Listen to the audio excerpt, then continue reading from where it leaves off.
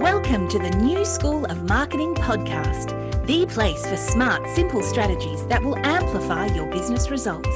Sharing practical tips, insider knowledge, and actionable advice because marketing is something that every business owner can do. Now, let's get started. Introducing your host, Bianca McKenzie, mum, lover of snow sports, camping, horse riding, and in-demand launch strategist and Facebook advertising knowledge bank.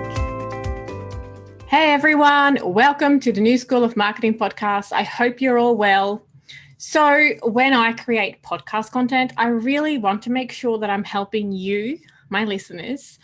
And I often ask in my free Facebook group what you want to hear, and the topic of the recent iOS changes came up. So this episode is all about navigating the recent iOS changes. Well, first, let's take a look at what this actually means because you may not be fully aware of it. So at some point last year, Apple released news that their new software update, also known as iOS 14, would allow people to opt out from tracking on their iOS devices. So what this means is that anyone with an iOS device, such as an iPhone or an iPad, has the option to opt out of having their actions tracked on the apps that are installed on their device. And this means apps like Facebook, Instagram, Pinterest, LinkedIn, and whatever apps you have on your iPhone or your iPad. And while it might seem like the end of the advertising days, it is not. So let's go through all of this in this episode. Firstly, plenty of people don't use iOS devices. Plus, plenty of people don't look at their Facebook account just on their mobile devices.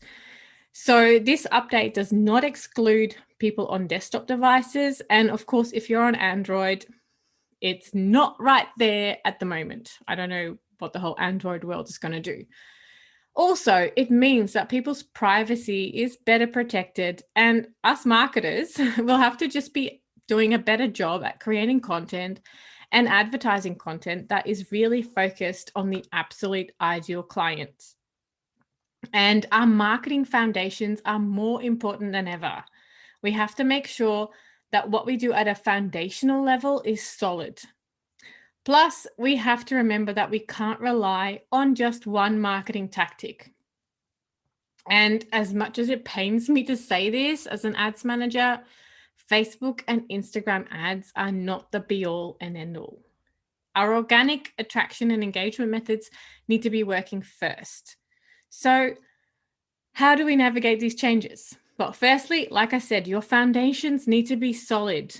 And this was just as applicable before iOS 14 changes, but they're even more important right now. So before you dive into advertising, you really want to have a system or a funnel, so to say, set up that takes your client from finding you to getting to know you, to buying from you, to being loved, by you.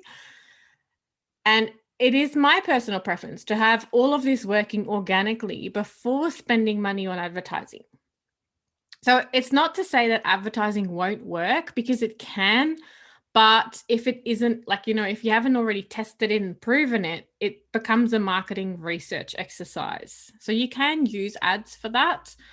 But ideally, in my personal preference, you want everything working and tested and proven before you start advertising. So the most important thing is that your funnel is working, and ideally before running ads. Secondly, you need to prepare your business and your Facebook ad account as best as you can. And there are some steps that Facebook has given us in terms of preparation. And I'll put this in the show notes as well, and a link to where you can find more about this. So the first step is to set up a Facebook Business Manager account. So if you are running ads from your personal account, you really want to be changing that to a Business Manager account and claiming your ad account under your Business Manager account. Step number 2 is to verify your domains inside of Facebook Business Manager. So go into your Business Manager account, head on over to Business Settings, and then inside there, you should be able to find something that's called Brand Safety, and then under Domains. And in there, you can follow the steps to verify your domains. Like I said, I'll link all of this in the show notes. Step number 3 is to configure your top 8 conversion events inside your Facebook Ads Manager account. So inside your Ads Manager, there is an option to go to Events Manager. And inside your Events Manager, you have an option to select your aggregated event measurement. So basically, what you want to do, and the pixel is kind of like related to the events. So it's events that Facebook tracks. And you want to prioritize those events in order of importance. So for example, for an e-commerce business, I would prioritize the purchase event first, because that's kind of like the most important thing you want to track, in my opinion. And then you would select things like initiate checkout, add to cart, and whatever other events you're using. And if you are not familiar with Facebook ads, this probably means nothing and you might need some help with this. But if you are, this is what you want to be doing. Step number 4 is that you want to confirm existing campaigns are actually using those conversion events that you've just set up in that list. And then step number 5 is set up conversions API. And if your platform has created anything for this, you want to find instructions for that. Otherwise, you might actually get a developer to help you to do this, because it is a little bit technical. So that's how you want to prepare your Facebook ad account in terms of the iOS changes. And these are the steps that Facebook is telling us to do. And by preparing your account like this, it will help Facebook do the best they can with the limited information that they are now given. Third, you need to make sure that you can track your conversions off Facebook. Right now, we're actually seeing a lot of inaccurate results inside the Facebook Ads Manager, and it's not really tracking things correctly for a lot of my clients. And it's because Facebook is missing certain pieces of data because people opt out of tracking. So if, at some point they drop out of that tracking, Facebook is at the moment using statistical analysis and data to kind of make up the results a little bit. So it's a bit frustrating. So they're like filling in the gaps and they're really not doing it correctly. So you want to make sure that you are able to manually track your results and also use tools such as Google Analytics. And fourth, you have to keep testing. And this is nothing new, because to run successful ads, you should always be testing. But right now, it may seem that you're starting from scratch, especially if you've run ads before. What you've done in the past may not work for you now. So you kind of have to go back to the drawing board. And you're not the only one on that. Just want you to hear that. You may have to come up with different strategies to build or even rebuild your audience, such as running video campaigns or other ways to keep your audience on Facebook so that you could create more reliable audiences. The secret to running successful Facebook ads is to know your audience really well and have an offer they want. I know that sounds simple, and it really is that simple. If you know who you're selling to and you have something they want, and you know this and you've tested this and you've proven this, you'll be able to sell to them again and again. By knowing your audience, I also mean that you know how long, on average, it takes them to purchase your product. So you know how much nurturing you need to build into your strategy. I'm not saying you've got something, people want to buy it, put an ad up and it's going to happen. It might take a little bit longer. So you need to know what nurturing strategy you need to build in. So to wrap it up, these Apple iOS 14 changes are throwing advertisers a bit of a curveball.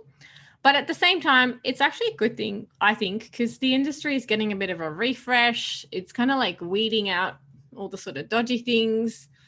And if you have an iOS device, and I do want to say this as well, and you might want to even say this to some of your clients and anyone who will listen, to be honest. If you have an iOS device and you get that pop-up that says, do you want to opt out of tracking?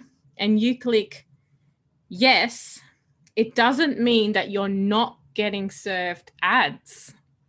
It doesn't say, do you want to opt out of getting ads? No, you're going to opt out of tracking, which then means that you're still being served ads, and more often than not, and most likely, you might get ads that are completely not relevant to you.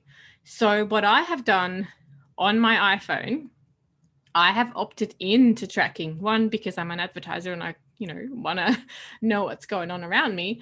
But also, I don't want to get ads for things that have nothing to do with what I like. I want to be able to get targeted ads so that, I can actually, if I want to, action those things rather than get ads that just block up my news feeds and I'm not interested in it. So anyway, that's another little piece there. Start by preparing your business for advertising.